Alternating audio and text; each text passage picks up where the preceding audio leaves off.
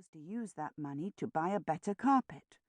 Thus, although his money was bound up in his stock, it was getting to be better and better stock. He had enough to live on, and as he told his father's relatives, he had no need of more since he was not married. "Well, you should be married," cried Abdullah's father's first wife's sister, Fatima, whom Abdullah detested even more than Hakim. "I've said it once, and I'll say it again.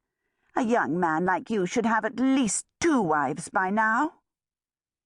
And not content with simply saying so, Fatima declared that this time she was going to look out for some wives for him, an offer which made Abdullah shake in his shoes.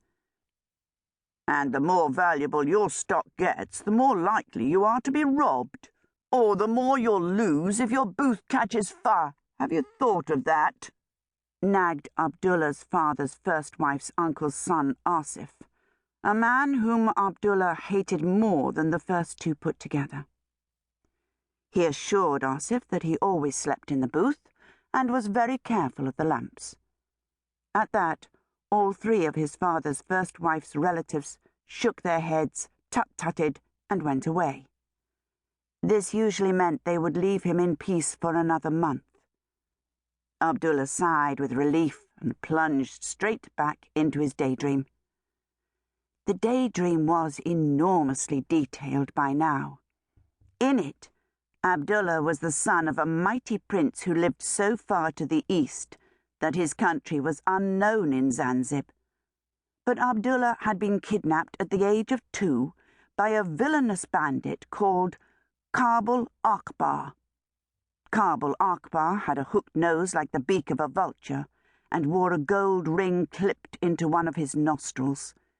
He carried a pistol with a silver-mounted stock with which he menaced Abdullah, and there was a bloodstone in his turban which seemed to give him more than human power.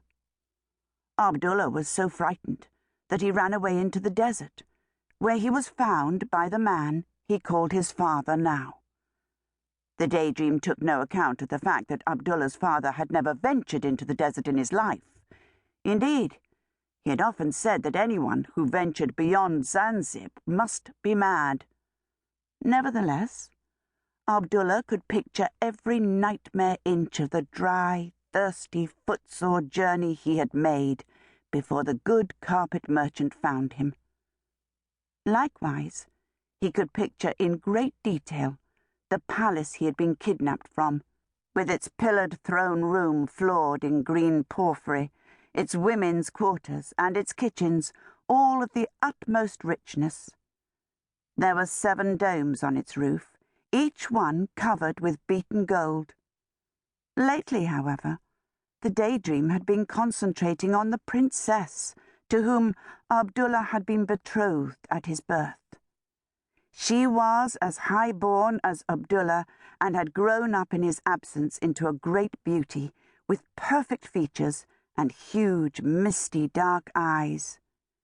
She lived in a palace as rich as Abdullah's own.